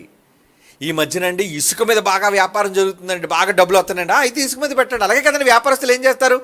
ఏ రంగంలో రాణిస్తున్నారో, ఏ రంగంలో బాగా లాభాలు వస్తున్నాయో చూసి కదా దాని మీద పెట్టుబడి పెడతారు. మరి క్రైస్తవులుగా మీరు దేని మీద పెట్టుబడి పెట్టాలి? ఏ రంగంలో? మీరు కూడా ఇసుక మీద పెట్టేస్తారా? చెప్పండి. మీరు కూడా రియల్ ఎస్టేట్ మీద పెట్టేస్తారా? వద్దు. వాళ్ళలా పెట్టి మీరు పిచ్చోలు కాకండి. మీకు దేవుడు ఆఫర్లు ఇచ్చాడు ఎన్నో, అవకాశాలు ఇచ్చాడు ఎన్నో. నిజముగా దేవుని సేవ కోసం ఖర్చు పెట్టే అవకాశాలు దేవుడు మీ కాళ్ళ ముందుకు తీసుకొచ్చాడు. ఖర్చు పెట్టండి, ఆయన ఖర్చు పెట్టండి, ఇలా టైంలో ఖర్చు పెట్టండి. అలా ఖర్చు పెడితే ఎంత ఇస్తానన్నాడంటే చాలాసార్లు మనం చదువుకున్నాం. ఎన్ని రెట్లు ఇస్తానన్నాడు? 100 రెట్లు అండి, 100 రెట్లు. చదువుదాం బైబిల్లో ఎన్ని రెట్లు ఇస్తానన్నాడు? ఎన్ని రెట్లు ఇస్తానన్నాడు? మార్కు సువార్త 10వ అధ్యాయం 29, 30, 31. మార్కు సువార్త 10వ అధ్యాయం 29, 30, 31. పేతురు అంటున్నాడు, మేమంతా వదిలేసుకున్నాం కదా నీకోసం, నీ వెనకాతలు పడ్డాం కదయ్యా, నీతో పాటు తిరుగుతున్నాం కదా, సేవ సేవ సేవ అని. మాకేం దొరుకుతుంది, మాకేమొస్తా చెప్పు అన్నప్పుడు యేసుప్రభు అతను చూసి అంటున్నాడు పేతురుతో, నా నిమిత్తం, ఈ సువార్త పని నిమిత్తం మీరు ఇంటిని కాదనుకున్నారు, సొంత బంధువులు కాదనుకున్నారు, అక్కచెల్లెళ్ళు కాదనుకున్నారు, కన్నవారిని కాదనుకున్నారు, కనిన వాళ్ళని కాదనుకున్నారు, భూములను కూడా విడిచిపెట్టేశారు కదా మీరు. ఇప్పుడు ఏహమందు వదులుకున్నది కొన్ని కష్టాలు ఉంటాయి కదండి, మరి హింసలతో పాటు నూరంతలుగా ఇళ్ళు, అన్నదమ్ములు, అక్క చెల్లెండ్రు, తల్లులు, పిల్లలు, భూములు, ఇక్కడ రాబో లోకములో నిత్య జీవమును పొందుదురని మీతో నిశ్చయముగా కన్ఫర్మ్గా చెప్తున్నాను. ఏమండి యేసు మాటకి తిరిగిలేదు కదండి, ఆయన చెప్పాడంటే ఖచ్చితం, అబద్ధికుడు కాడు ఆయన. లోకంలో వాళ్ళగా మాయ మాటలు చెప్పి ఏమంటే మీరు 10,000 ఇవ్వండి మీకు 1,00,000 ఇస్తాను, అది దొంగ మాట. అది ఏమంటే మీరు 5,000 ఇవ్వండి 50,000 ఇస్తాను మీకంటే మాయ మాట అది. మనం నమ్మకం నమ్మి మోసపోతుంటాం, మనుషులం కదండి. కానీ యేసుప్రభు అంటున్నాడు, ఏమంటే మనుషుల మాయ మాటలనే నమ్మి మోసపోతున్నప్పుడు మనిషి మోసగాడు, మాయగాడు. మరి యేసుప్రభు మాట ఎంత నమ్మాలి? ఒక దొంగోడు మాట మనం నమ్మినప్పుడు, భూమి మీద మనిషి మాటే మనం నమ్మినప్పుడు, ఒక వ్యాపారాన్ని మనం నమ్మినప్పుడు, ఒక దాని మీద పెట్టుబడి ధైర్యంగా మనం పెడుతున్నప్పుడు, భూ సంబంధమైన వాటి మీద దేవుడి మాట మనం ఎందుకు నమ్మలేకపోతున్నాం? సువార్త నిమిత్తం అంటున్నాడు చూడండి. ఇప్పుడు మీ సంపాదన దేని మీద పెట్టాలి? సువార్త నిమిత్తం అన్నాడు చూడండి ఆ మాట. దేని మీద పెట్టాలి పెట్టుబడి? నా కోసం పెట్టండి, యేసు ప్రభు కోసం పెట్టండి పెట్టుబడి. నా సువార్త అంటే ఏంటి? యేసుక్రీస్తు మరణించారు, సమాధి చేయబడ్డారు, తిరిగి లేచాను, పెట్టండి పెట్టుబడి దాని మీద. సువార్త కోసం పెట్టుబడి పెట్టండి. మరి సువార్తల కోసం పెట్టుబడి పెడుతున్నారా? సువార్త ఎక్కడుందండి? మన పాటల్లో సువార్త లేదా? మరణించాడు, సమాధి చేయబడ్డాడు, తిరిగి లేచాడు. సువార్త కాదు అది. అంటే పాటల్లో సువార్త చెబితే అది పాటల్లోని సువార్త. వాక్యంలో సువార్త చెబితే అది మీరు వేదిక కడతారో, పోస్టర్లు అంటిస్తారో, స్టిక్కర్లు అతికించుకుంటారో, ఇదంతా ఏంటి? సువార్త కోసం కదా. వేదికకి ఏం చెప్తాం చెప్పండి? బహిరంగ సభలో ఏం చెప్తాం చెప్పండి? సువార్త, బైబిల్, క్రీస్తు, జ్ఞానం, మరణించి తిరిగి లేచాడు. ఏమండి మన పాట ఉంది, దేవా ఓ దేవ పాట విన్నారా? మరణించి లేచాడు, తన ప్రాణం ఇచ్చాడు, మరణించి లేచాడు భూమిలోన నీ కోసమే. అదేంటది? అదేంటది? సువార్త. భూమి మీద నీ కోసం ప్రాణం పెట్టాడు, మేకులు కొట్టించుకున్నాడు, రక్తం కారింది, చచ్చిపోయాడు ఆయన, సిలువెక్కాడు ఆయన, సిలువ మోసాడు ఆయన, మరణించి భూమి మీద తిరిగి లేచాడు నీ కోసం. సువార్తది. మరి దానికోసం పెట్టుబడి పెడతారా? అలాంటి వాటి కోసం పెట్టుబడి పెడతారా? మన పిల్లలు మంచోళ్ళండి, పేదవాళ్ళైనా చిన్ని చిన్ని పిల్లలు కూడా తీసుకొచ్చి దేవుని కోసం నేను దాచుకున్న డబ్బులు పాటల కోసం అని చెప్పిస్తున్నప్పుడు నేను మురిసిపోతున్నాను. ఎంత భక్తి వీళ్ళకి, ఎంత భక్తి! సువార్త కోసం ఇంత చిన్న వయసులోనే పెట్టుబడా? ఏమండి, చిన్న వయసులోనే పెట్టుబడులా? మన రాష్ట్ర ముఖ్యమంత్రి నారా చంద్రబాబు నాయుడు గారి మనవడు ఐటీ రిటర్న్ సబ్మిట్ చేస్తున్నాడట. చెప్పాను కదా గతంలో మీకు. అంటే వాడికి ఇంకా ఊహ తెలీదు, ఏమంటే వాడు ఇంకా లోకంలో ఏ వ్యాపారాలు చేయలేదు, కానీ వాడు కూడా ఇన్కమ్ ట్యాక్స్ కడుతున్నాడంటే వాడి మీద డబ్బు జమ చేశారనే కదా. లక్షల మీద కోట్ల మీద వ్యాపారం. సరే చేసుకునేవ్వండి, భూ సంబంధమైన వాళ్ళు చిన్నపిల్లల మీద కూడా వాళ్ళ పేర్ల మీద పెట్టుబడులు పెట్టి వ్యాపారాలు చేసి డబ్బుని ఆర్జిస్తున్నారు వాళ్ళు. అదంతా వదిలిపోతారులేండి. మరి మీరు, మీ పిల్లలు, మీ కుటుంబం, మీ భార్య కోసం ఏ రోజైనా మీరు చేయగలుగుతున్నారా? ఏమండి, నా భర్త కోసం ఇదిగోండి, దేవుని సేవ కోసం ఇది చెయ్యండి. ఏమండి, నా భార్య పేరు మీద ఇది చెయ్యండి. ఏమండి, మా పిల్లల పేర్ల మీద ఇది చెయ్యండి. పెట్టుబడి ఎవరి కోసం? డబ్బు ఉంటే తీసుకెళ్ళి మా అమ్మాయి పేరు మీద మాత్రం ఫిక్స్డ్ వేసేయండి. ఏమండి, మా ఆవిడ పేరు మీద ఫిక్స్డ్ వేసేయండి. అంటే మీ పేర్ల మీద ఫిక్స్డ్ వేసుకుంటారు, మీ పిల్లల పేర్ల మీద ఫిక్స్డ్ వేసుకుంటారు. ఎందుకు? లాభం. కొన్ని సంవత్సరాల తర్వాత డబల్ అయిపోయాయి. మనకి 10 లక్షలు కడితే 50 లక్షలు మనకు వచ్చేయాలి, ప్రతి నెల వడ్డీ మనకు వచ్చేయాలి. అవునా? మరి దేవుని కోసం పెట్టుబడులు పెట్టొద్దురే. పెట్టబుద్ధి అయ్యదు. లోకమంతా అలాగే ఉందండి. మన దగ్గర ఉన్న మంచోళ్ళు అండి పిల్లలు, త్యాగాలు చేస్తున్నారండి, ధనాన్ని కూరుస్తున్నారండి. పాట ద్వారానో, మాట ద్వారానో, పరిచర్య ద్వారానో, సువార్తల ద్వారానో, బహిరంగ సభల ద్వారానో ఈరోజు పెట్టే పెట్టుబడులు లాభదాయకం కావాలి అంటే ఇలాంటి వాటి మీద మీరు పెట్టుబడి పెట్టాలి. అంబానీది రేట్ వస్తుందని, లేదా అదానీది రేట్ వస్తుందని మీరు ఎన్ని పెద్ద షేర్లు కొన్నా, ఎన్ని పెద్ద బాండ్లు కొన్నా దానివల్ల మీకు మిగిలేదు జీరో, 0. నిజంగా మీకంటూ ఏమైనా రాబడి రావాలి, 100 రెట్లు రావాలి అంటే ఇలాంటి వాటి మీద పెట్టుబడి పెట్టండి. క్రైస్తవులారా, మీరు లోకం అంతా వ్యాపారం చేస్తున్నాడు, మీరెందుకండి మరి బొత్తిగా ఇంత అమాయకులుగా ఉంటే ఎలా? మనం ఈ లోక సంబంధుల కంటే తెలివైన వాళ్ళం. వాళ్ళంతా లోకంలో పెట్టుబడి పెడుతున్నారు, మనం రాబో లోకం కోసం పెట్టుబడి. లాభదాయకం. ఏది లాభదాయకం అని చెప్పాడు? చదువుదామా? ఏది లాభదాయకం అన్నాడు?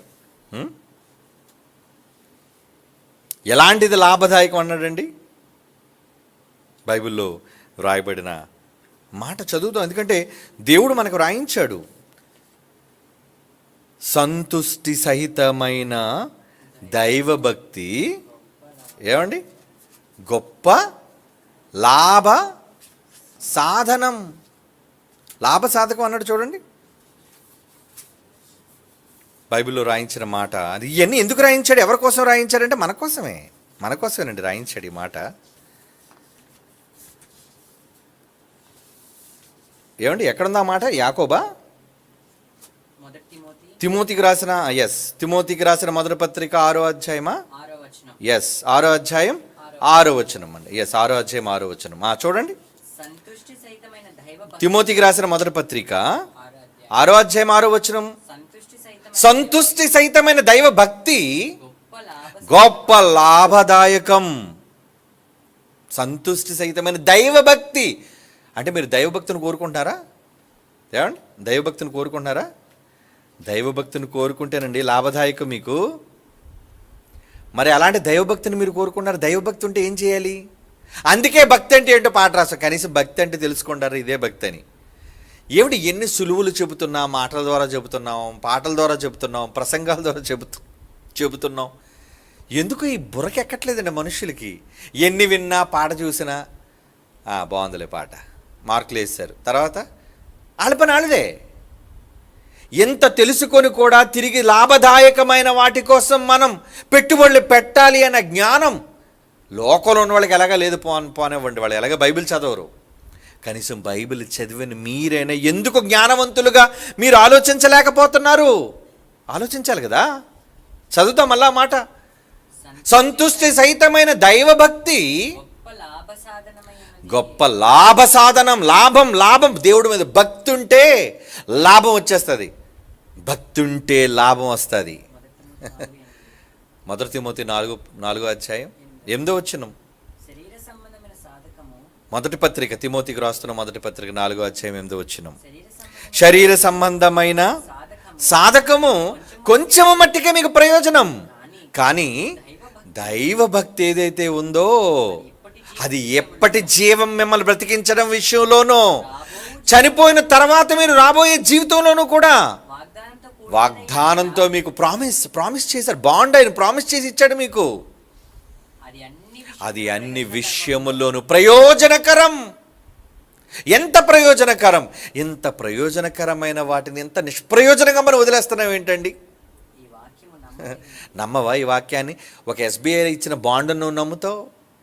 ఏమండి, ఒక ప్రైవేట్ బ్యాంక్, అది ఐసిఐసియా, హెచ్డిఎఫ్సియా, ఆ బ్యాంకులు ఇచ్చిన బాండ్స్ను నమ్ముతావు గ్యారంటీ అని?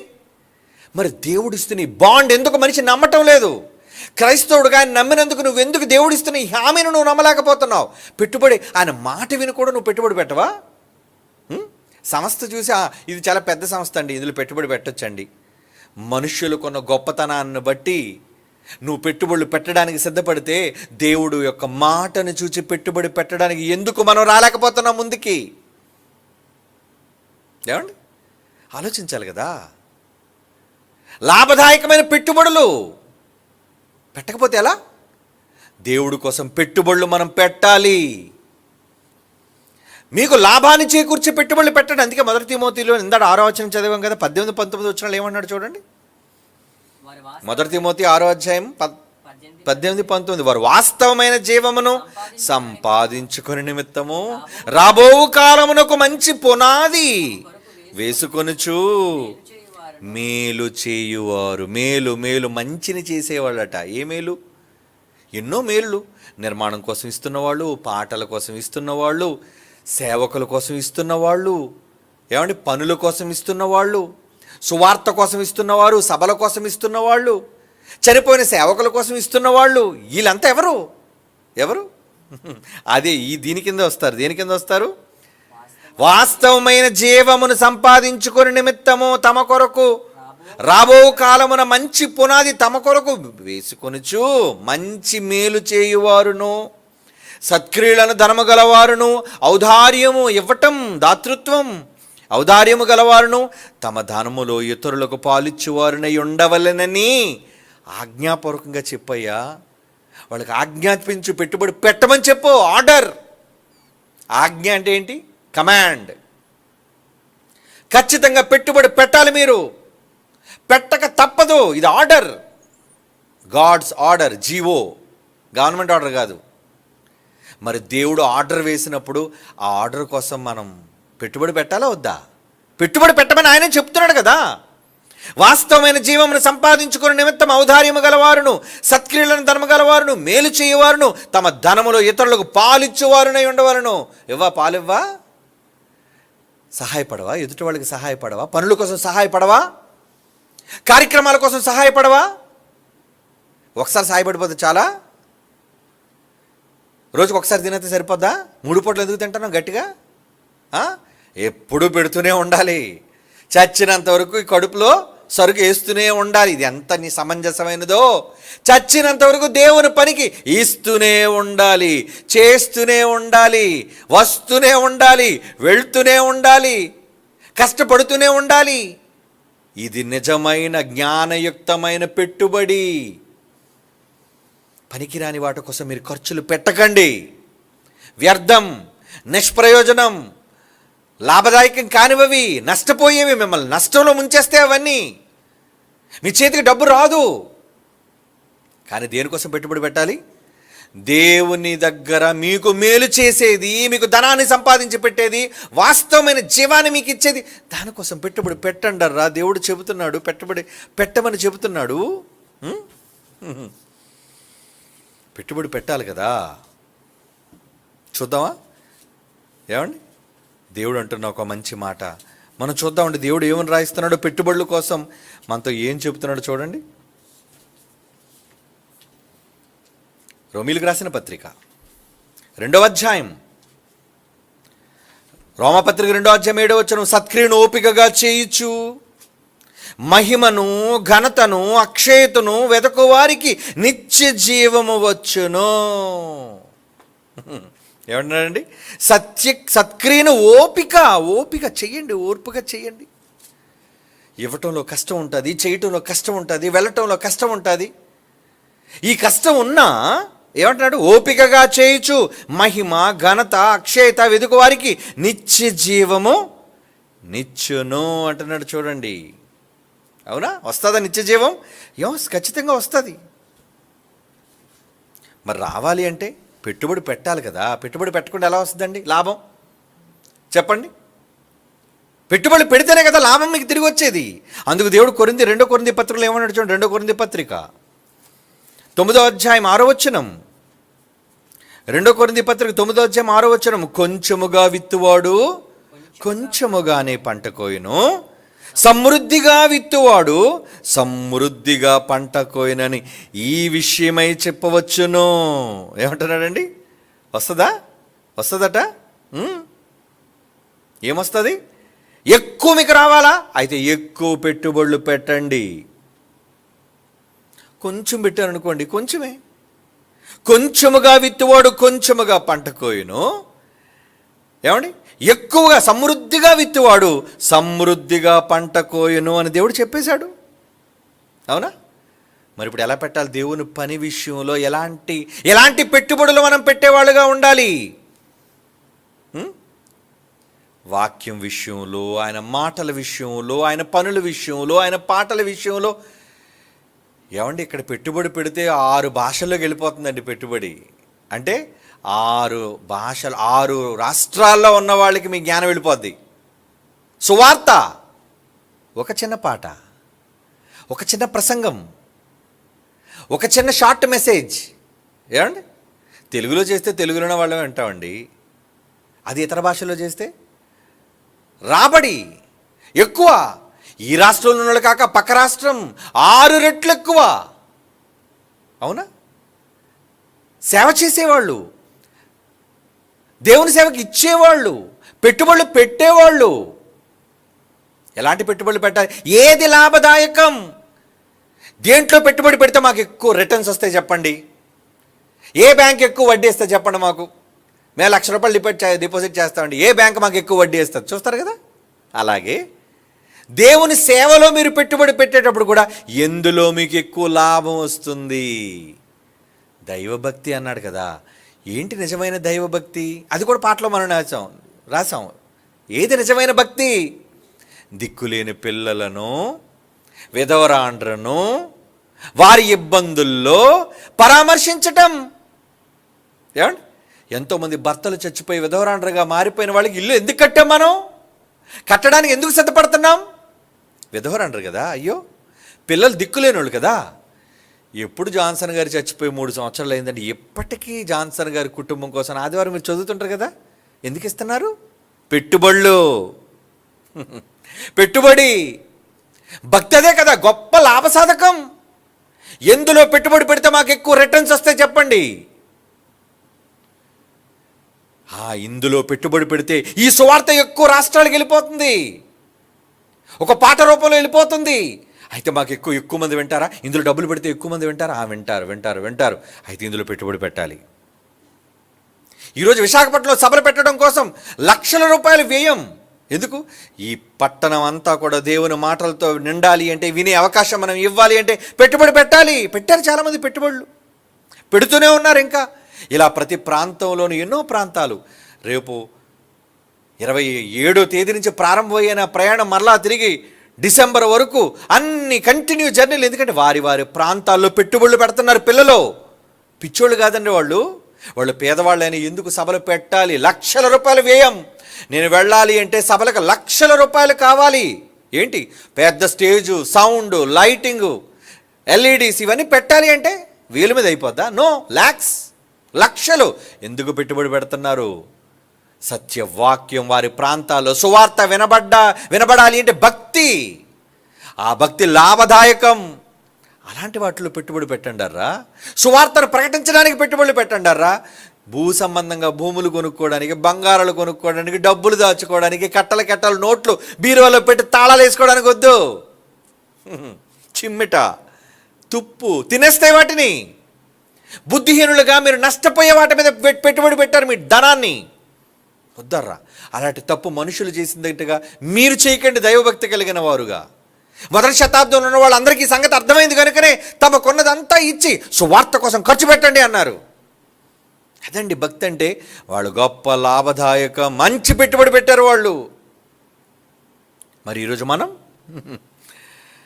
పౌలట ఫిలిప్పీ పత్రిక 3:7 చూడండి ఏమంటున్నాడు.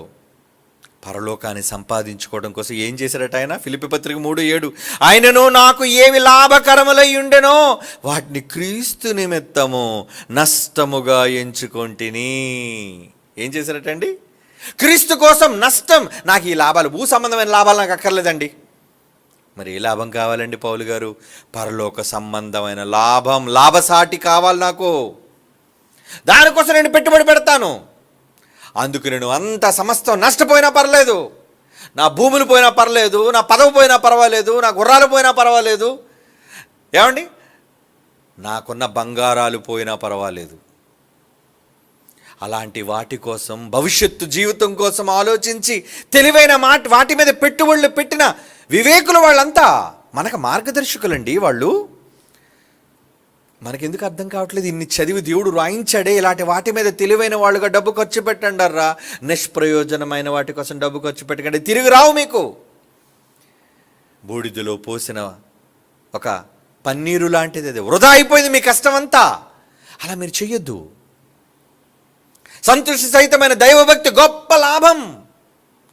నిజంగా ఆ భక్తి ఉంటే ఎన్నో కార్యక్రమాలు ఇప్పుడే కాదు ఎప్పుడు మీరు చేస్తూనే ఉండండి. ఎందుకంటే అది మీ మట్టుకు మీరు మాత్రమే సంపాదించుకునే ఆస్తి. మన కోసం, నా కోసం నేను చేసుకోవాలి, మీకోసం మీరు చేసుకోండి. ఒక చిన్న బిడ్డ తన దాచుకుని డబ్బు ఇచ్చిందంటే ఏంటి? దానికి లాభం అండి. దాని డబ్బు కదా, ఎక్కడో తీసుకొచ్చి ఆ నాన్న జోబిలో కొట్టేసి తీసుకొని వస్తే తప్పు. ఏమండి? అప్పుడు ఒక 10 రూపాయలు, అప్పుడు ఒక 50 రూపాయలు, అప్పుడు ఒక 50 రూపాయలు, 100 రూపాయలు దాచుకొని వచ్చి ఇది దేవుని పాటల కోసం ఖర్చు పెట్టండి. ఉదయం ఇచ్చిందండి పసిబిడ్డనే, చూసి ఆశ్చర్యపోయాను. Very good. అంటే దేనికి? అంటే ఎప్పటి నుంచే తన భవిష్యత్తు జీవితానికి పునాది వేసుకుంటుంది చిన్ని బిడ్డ. పట్టుమని 15 సంవత్సరాలు లేవండి దానికి, 12 సంవత్సరాలు అనుకుంటుంది దానికి. ఏమంటే 10 సంవత్సరాలు అటండి, ఓన్లీ 10 years. చిన్న వయసులో ఎంత జ్ఞానం! మరింత పెద్ద 30, 40, 50 వచ్చేసామే. మనం ఎలాంటి వాటి మీద పెట్టుబడులు పెడుతున్నాం? పనికి రాని వాటి మీద, రాబడి రాని వాటి మీద, నష్టపోయే వాటి మీద మనం పెట్టుబడులు పెడుతున్నాం. ధనాన్ని, కష్టాన్ని, కాలాన్ని, ఆరోగ్యాన్ని, ఇవన్నీ పెట్టుబడులే. డబ్బు ఒకటే పెట్టుబడి కాదండి. నీ సమయం పెట్టుబడి, నీ ఆరోగ్యం పెట్టుబడి. ఇలాంటి పెట్టుబడులు దేవుని కోసం మీరు పెట్టగలిగితే మీకు లాభాన్ని చేకూరుస్తాయి. దేవుని కొరకైతే, సువార్త కొరకైతే 100 రెట్లు, లేదా నష్టం. అలా మీరు నష్టపోకూడదని దేవుడు ఈ మాటలు మీకు తెలియజేస్తున్నాడు. మీరు దేవుని ప్రేమిస్తున్న వాళ్ళు కనుక, దేవుడు మిమ్మల్ని ప్రేమిస్తున్నాడు కాబట్టి ఈ తరంలో, ఎందుకంటే మీరు వచ్చారు, వింటున్నారు, ఈ మాటలు మీ చెవిని పడేటట్టుగా దేవుడు చేస్తున్నాడు. పిల్లలారు ఎప్పటికైనా కోలుకోండర్రా, మేలుకోండి. ఎప్పటికైనా మీ ధనాన్ని నిష్ప్రయోజనంగా ఎక్కడో పోయికండి, మీకోసమే దాచుకోండర్రా. సువార్త కోసం ఖర్చు పెట్టండి, దేవుని సేవ కోసం ఖర్చు పెట్టండి అని మీరు మేల్కొలుపుతున్నాడు ఇప్పుడే. ఇప్పటికీ మేల్కోపోతే ఎలా చెప్పండి? వద్దండి, వద్దు. నష్టపోయే వాటిలో మన పెట్టుబడులు పెట్టొద్దు. బాగా లాభాన్ని తెచ్చిపెట్టే దేవుని క్రీస్తు సువార్త కోసం మీ పెట్టుబడులను పెట్టండి. వెనక ముందు ఆలోచించకుండా ధైర్యంగా. అలా మీరు పెట్టగలిగితే మీరు ఊహించని దానికంటే ఎన్నో రెట్లు అధికముగా మీరు పొందబోతున్నారు.